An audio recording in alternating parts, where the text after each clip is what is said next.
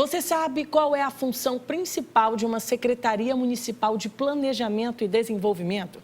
Formulação e implementação da política municipal de geração de emprego, trabalho, renda e desenvolvimento da produção são algumas delas, mas existem outras. E para que a gente entenda melhor, recebemos hoje o secretário responsável pela pasta de São Luís, José Cursino Raposo Moreira. Seja bem-vindo. Bom dia, muito obrigado. Estamos aí para... Acho que é muito importante que a gente possa conversar sobre esse tema. Eu tenho muita satisfação, muito prazer em prestar informações acerca disso. Eu coloquei algumas responsabilidades da pasta, mas superficiais. Na prática, como que funciona a Secretaria de Planejamento e de que forma ela atua de maneira positiva aí na gestão?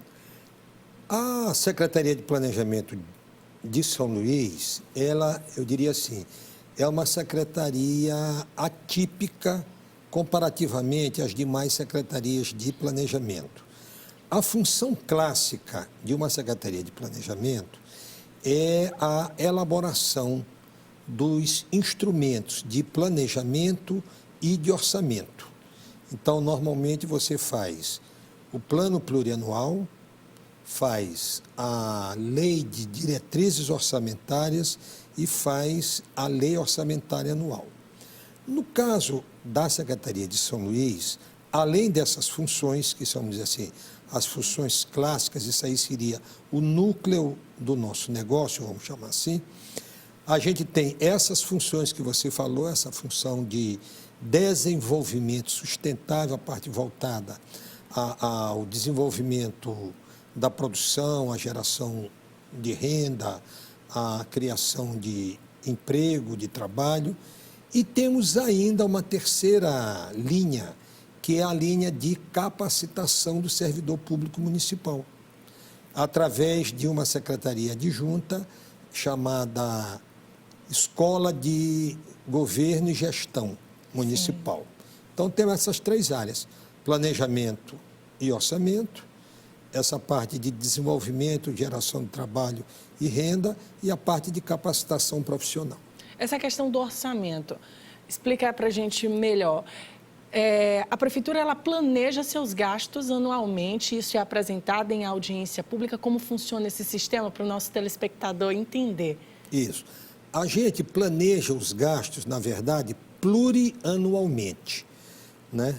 Quando qualquer administração assume o mandato, ela tem, durante o primeiro ano do mandato, a obrigação de elaborar o chamado plano plurianual. É um plano com duração de 4 anos.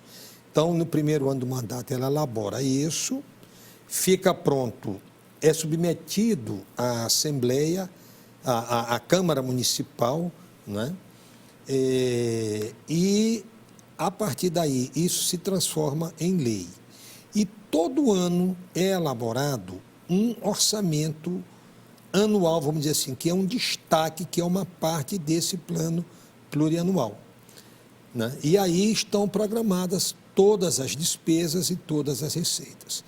Nesse processo de elaboração, a gente promove audiências públicas, a gente abre consultas públicas via internet, a gente reúne com grupos organizados, com grupos estruturados que ou nos procuram ou que nós os procuramos, e assim a gente dá concretitude a um princípio do planejamento governamental, que é o da participação e do controle social.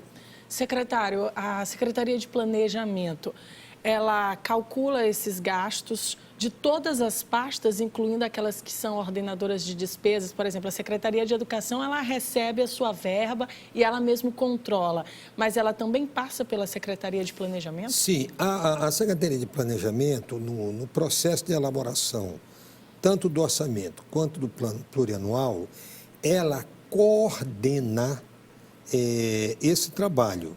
Não é ela quem vai e faz os cálculos da despesa, da educação, da saúde, da infraestrutura, da assistência, da cultura, não. Cada um faz as suas contas, faz os seus cálculos.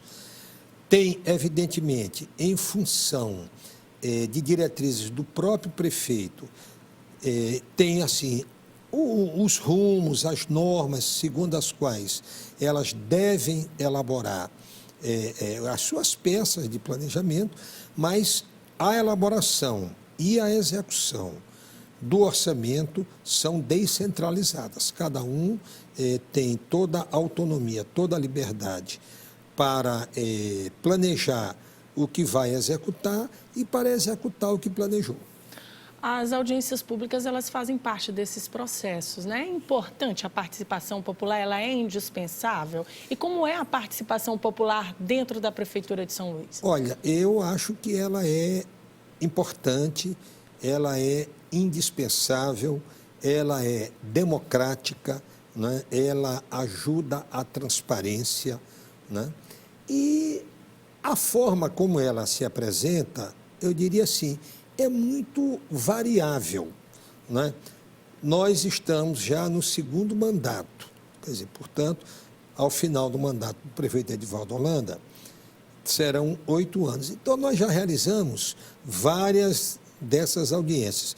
Então, a gente percebe uma mudança, né, de comportamento, de perspectiva das pessoas na participação. A princípio, essa participação ela é muito mais crítica, em primeiro lugar, depois reivindicativa e só, em último lugar, propositiva. Mas, à medida que o tempo foi passando, alguns grupos que são mais organizados e que têm persistência nessa participação foram tendo, vamos dizer assim, uma evolução nessa percepção e, mais recentemente, tem tido muito mais uma visão propositiva e cooperativa Sim. do que uma visão antagônica. Claro que, sem isso, significar que eles perderam sua independência, sua autonomia. Certo. Agora, sobre esse funcionamento, as pessoas elas não entendem muito bem sobre esse processo de licitação. As pessoas cobram e quando leva um certo tempo, uma demora, cria-se essa expectativa, mas existe esse processo e ele às vezes é um pouco burocrático, né, secretário? O processo licitatório, ele é, eu acho assim, um dos processos mais desafiadores na gestão pública. Ele tem toda a sua razão de ser, Sim. que é assegurar o melhor gasto possível da verba pública, assegurar toda a transparência, a competição democrática entre fornecedores, né? Mas a prática, né, do dia a dia e o acontecimento de vários fatos, né, acabam fazendo com que a prática se afaste um pouco dessa concepção mais idealista, né? Então, você tem hoje uma visão de licitação, uma cobrança por parte dos órgãos de licitação muito mais severa sobre o gestor do que antes. E isso, evidentemente, resulta em maior demora e, às vezes, não no melhor resultado. O senhor falou a palavra transparência e a gestão pública, ela tem que ser transparente, né? As pessoas, elas podem acompanhar tanto o trabalho da Secretaria de Planejamento quanto das outras pastas por meio de site, portal da transparência. Dá para ter uma participação mais ativa? Com certeza. A legislação relativa à transparência e à participação social avançou bastante ultimamente. Então, há vários mecanismos, há vários instrumentos, há vários modos de você ter acesso às informações.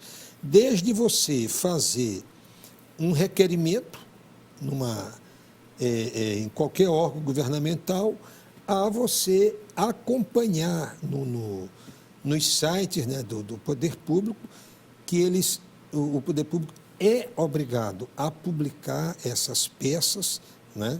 Tem uma periodicidade estabelecida para essa publicação, tem uma forma de apresentar essas informações. Então, hoje, a transparência, o estímulo à participação é muito grande e isso ajuda muito o gestor público.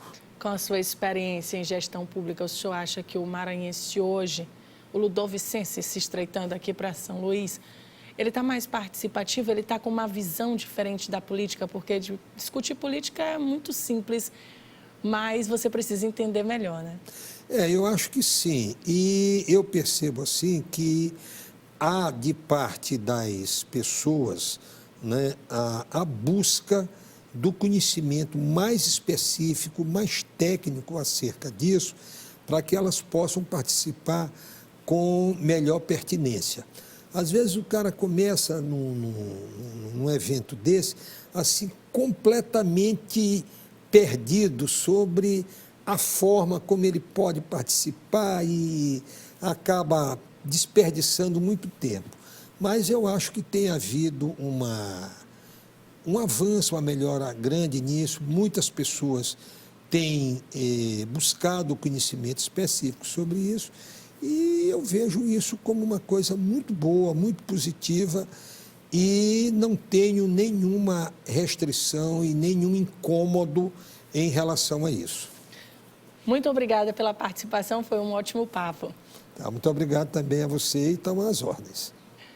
E no próximo bloco você vai ver Banco de Leite Humano do Hospital Universitário está com doações abaixo do esperado. A gente volta já já.